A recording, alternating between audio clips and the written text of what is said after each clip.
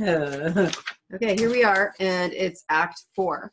Act 4 in Romeo and Juliet is after all the stuff happened, like the big stuff that sets everything into motion. And it's a kind of it's a transition act. It goes between all the big things that happen to set all the tragedy in motion.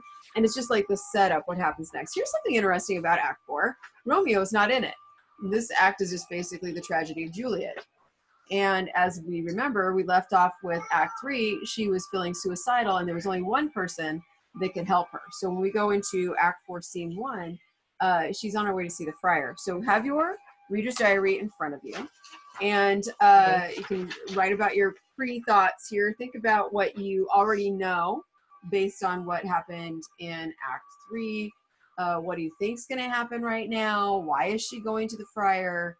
What are her issues that she's going to have to go discuss with him? You know, if you don't have people to discuss it with, think ahead, make some predictions and put them in that box. All right, so as we read, once again, keep looking for words and plot elements as we go. All right, Friar Lawrence's cell. On Thursday, sir, the time is very short. My father, Capulet, will have it so, and I am nothing slow to slack his haste. You say you do not know the lady's mind. Uneven is the course. I like it not. Immoderately she weeps for Tybalt's death, and therefore have I little talked of love, for Venus smiles not in a house of tears. Now, sir, her father counts it dangerous that she doth give her sorrow so much sway, and in his wisdom hastes our marriage, to stop the inundation of her tears, which, too much minded by herself alone, may be put from her by society. Now, do you know the reason of his haste? I would I knew not why it should be slowed. Look, sir, here comes the lady towards my cell. Just a note, though, that part there, that's an aside. Where it says aside, I knew not why it should be slowed. He's like saying that because he knows why it shouldn't happen fast. Yeah, but then he's like, oh, here comes Juliet. Dang, this day's just getting better. I also love that Paris is like, she just needs to like hang out with people and she'll feel better. No, like this will make her like have to go to a nunnery or something if she's pull herself out of this. And I love again for Venus smiles. It hasn't even been a day. No, it's been like a day, but you know she seems super upset. So let's get married. Right, and I love this for Venus smiles not in a house of tears. Venus, love. Yeah. If you're crying, you can't really have a talk about that. Come on. So if we haven't talked about it, we're just going to do it. You need to get out and hang out with people. Okay, this does make Paris look a little dumb. It kind of does. Okay. All right. Happily met, my lady and my wife. That may be, sir, when I may be your wife. That may be, must be love on Thursday next. What must be shall be. That's a certain... sorry, that's you. That's a certain text. It's one of my favorite lines. It's great. Because he's like, yeah, we will be. Mm-hmm. Come you to make confession to this father. To answer that, I should confess to you. Woo! Do not deny to him that you love me. I will confess to you that I love him. Who is she talking about, do you think? Huh? So he thinks she's talking about the friar, but anyway. We know. So will ye, I am sure, that you love me. If I do so, it will be of more price being spoke behind your back than to your face. Poor soul, thy face is much abused with tears. Are you at leisure, Holy Father, now, or shall I come to you at evening mass? Now, there is a cut here, but she does like completely be like, there's a little argument that they have about her face, about how her face is his face, and don't abuse it by crying on it. And she's like, yeah, it's fine. It wasn't that great to start out with. Which isn't true. We know that Juliet is beautiful, but she's really not buying into his love talk with her. And she's like, I gotta confess something to the friar, if you don't mind. My leisure serves me, pensive daughter, now. My lord, we must entreat the time alone. God shield I should disturb devotion.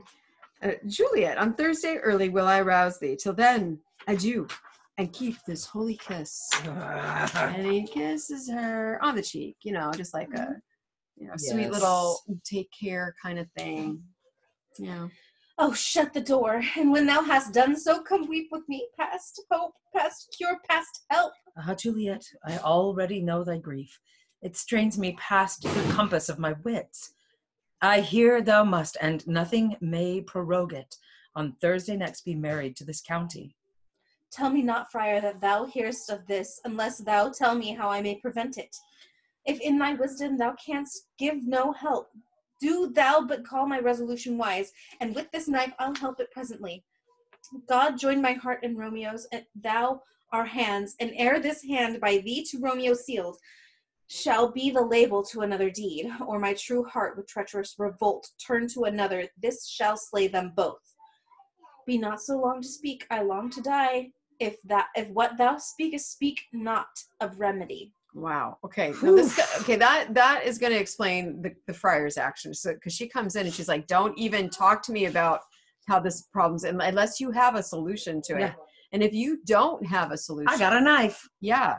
She's like, "God join my heart and Romeo's, and thou our hands, and I am not going to marry somebody else." By the way, that's a terrible sin.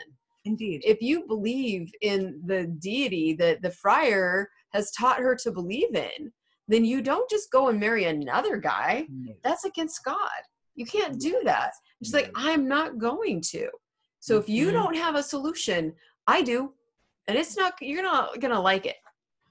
Hold, daughter. I do spy a kind of hope, which craves as desperate an execution, as that is desperate, which we would prevent, if, rather than to marry County Paris, thou hast the strength of will to slay thyself, then is it likely thou wilt undertake a thing like death, to chide away this shame, that copest with death himself to escape from it? And if thou darest, I'll give thee remedy. So his thought line is here is like, if she's willing to kill herself, well then I the only thing I can think of is like something that's pretty awful, almost as bad. Okay, what do you say, Juliet? Oh, bid me leap rather than marry Paris from off the battlements of yonder tower, and I will do it without fear or doubt, to live an unstained wife to my sweet love. Yeah, in the complete text, she goes on and on about all the fearful, horrible things that she would do to escape marrying Paris. I mean, lots of things, like lying in a grave full of dead bodies, and yeah, I mean, just like horrible things that she would do. And she's like, I'll do anything. Hold then, go home, be merry, give consent to marry Paris. Wednesday is tomorrow. Tomorrow night, look that thou lie alone. Let not thy nurse lie with thee in thy chamber. Take thou this vial, being then in bed, and this distilled liquor drink thou of.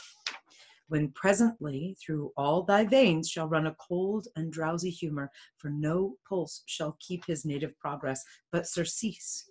No warmth, no breath shall testify thou livest. The roses in thy lips and cheeks shall fade to wany ashes. Thy eyes windows fall like death. Like death. Go ahead and drain them. Pause. We're in the middle of Sorry, dinner, there's a dinner I'm being cooking. cooked, and that was in the middle of the. So while we're stopped, Yeah, drain them. Set them aside, please. Thank you. let's talk about this beginning part. He's talking about this potion, and you keep your spot, okay? Yeah. He's talking about this potion that'll make it seem like, well, like all of her functions have shut down. This is a real thing. I mean, I don't know if the one he's got is real, and I don't know if Shakespeare knew there was something like that. But the whole, like, how zombies were, like, first talked about in voodoo practice, there were voodoo practitioners, like witch doctor type folks, who kind of scammed folks by making people appear dead, by giving them some pretty strong drugs that really were dangerous and would actually make them seem dead. The reason they would do it is because if you could make somebody seem dead and then bring them back to life, then you were a miracle worker, and people were really, like, they looked up to you as like you could do magic. And so they would make people fake dead and then bring them back to life. Now, the problem is sometimes it didn't work, or, well, sometimes it literally didn't work and they died, but, you know, sometimes you don't. Sometimes they couldn't get out. And sometimes they were not quite right when they came back. They were a little zombie-like. And that's where zombies came from, the idea of a zombie. Not that they were brain eaters or anything like that, but people who were very compliant and didn't have a lot of emotions and didn't make a lot of judgments on their own. And that was what brain damage. They were damaged, right? Yeah. And so that's where it came from. But there were these drugs that and still are drugs that can really slow down your heart rate, your breathing, and make you like almost like a coma, put you in a coma, but in one that's so deep that people can't even really tell are you breathing or not? Yeah. Okay. So that's what he's proposing here. Go ahead and finish her up. So the roses in thy lips and cheeks shall fade to wanny ashes. Thy eyes' windows fall like death when he shuts up the day of life. Each part, deprived of supple government, shall, stiff and stark and cold, appear like death. And in this borrowed likeness of shrunk death, thou shalt continue 42 hours, and then awake as from a pleasant sleep. Now, when the bridegroom in the morning comes to rouse thee from thy bed, there art thou dead. Dead. Then, as the manner of our country is, in thy best robes uncovered on the bier thou shalt be borne to that same ancient vault where all the kindred of the Capulets lie. Okay, that's really important because this plan would be stupid if they had a different burial like tradition. Because if they were going to cremate her, or a Viking burial on the water and set her on fire, or in the ground, or bury her in a coffin and like that, then no, or embalm her. Embalming, by the way, you can't survive that. No. So it had to be a thing where she could lay there dead for a while and nobody would notice. So in their because they're in Italy, this is actually true, especially of noble houses. The ground was really rocky in many of the places, and they didn't have a lot of like graves. They'd be too shallow, and then animals could get to it. So they would dig crypt. A crypt goes underneath the ground. And we studied in Cask of Amontillado. That's where the wine was being kept. It was in the crypt, in the catacombs they went down into. And so this is the kind of thing. There's a tomb where the Capulets are all interred. And that sounds funny, but it isn't. They're placed inside it. They're not buried. They're in like an underground, or sometimes in the side of a hill, or sometimes a mausoleum built above it, where there's these like slabs where the bodies are placed. And sometimes as they age out, they get put into kind of almost like skeleton bunk beds. Cubbies. Yeah, little cubbies. And so this is where Juliet's body would be laid out. And the most recent ones are placed like right there at the opening of the tomb as you walk in. And so that's what the plan. And that way they'll dress her up nice and they'll lay her there dead. And then next phase of the plan. But it's exactly what she said she'd rather do than marry Paris, too. It's true, Yep. right? And I think it's really important to know that it has a time limit. 42 hours. 2 and 40. We have elephants in the living room, sorry. Oh. All right. In the meantime, against thou shalt wake, shall Romeo by my letters know our drift, and hither shall he come. And he and I will watch thy waking, and that very night shall Romeo bear thee hence to Mantua, and this shall free thee from this present shame. If no inconstant toy nor womanish fear abate thy valor in the acting it. Give me, oh, tell me not of fear. Hold, get you gone. Be strong and prosperous in this resolve. I'll send a friar with speed to Mantua with my letters to thy lord. Love, give me strength. Farewell, dear father. She's like, I don't care, I'll do this. She was ready to kill herself. She's not afraid. Yeah. She'll take it. Even if it does kill her, she's going to take it, right? Of course she is. You know, the friar, I question his judgment here. First of all, he's giving her dangerous drugs. He's risking quite a bit. He's asking her to lay in a tomb with dead bodies. She's like, okay. Yeah. Because she was just so descriptive about how she was willing to jump off a tower and kill herself. Yeah, and there were more to that. And the longer lying with dead speech. bodies. Ooh. Eyeshadowing. Or foreshadowing, as it's commonly known. Unless you do that with your eyes. Yes. So he also says the next part of the plan is that while she's dead, he's going to send to Romeo and let him know what's going on, so that she can then go to Mantua with him. Which, you know, it's not the life she had. She's not going to be like rich Juliet Capulet, but she'll be with the person that she loves, and she won't kill herself. And that's really what the friar's going for. Okay, so in our reader's diary, do we have some words that we want to explain? Okay. I've got prorogue, and I feel like in context. We talked about that. Yes, just as a reminder, I hear thou must, and nothing may prorogue it. Put it off. Nothing can delay it. Right. There's nothing that can happen. Surcease. Stop it. Just end. Inundation. An inundation. Ooh. I'll put it in context. That's to stop the inundation of her tears. Oh, to stop it from flooding. An inundation is like a flood of things. Yeah, like Yeah. overwhelmed by. Yeah. Yeah. She's been crying a lot. And then I love this. This is just, I mean, we understand what the words mean, but the way they're putting the words together is interesting, or Shakespeare does.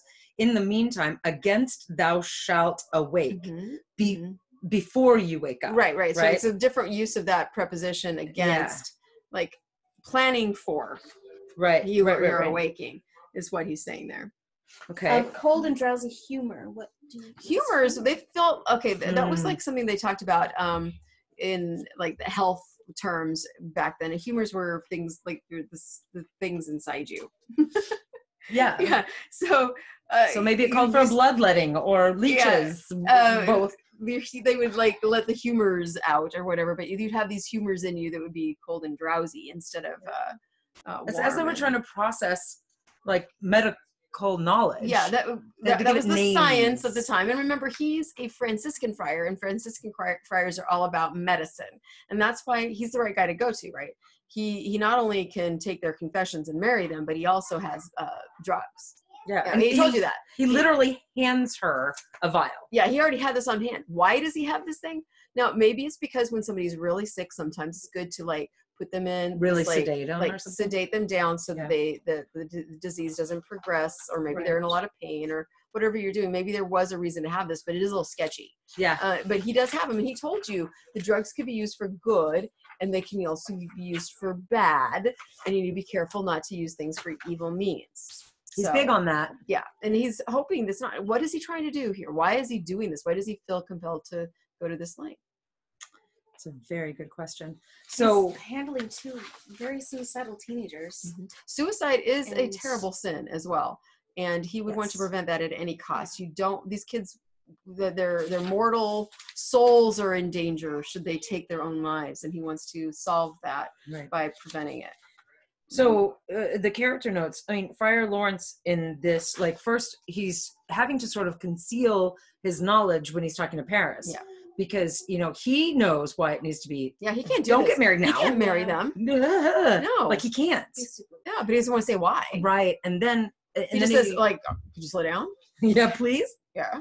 And then then the friar transitions to really offering a solution. And then Paris, I mean, I think he's trying to be charming. Yes. It's also tone deaf. He is.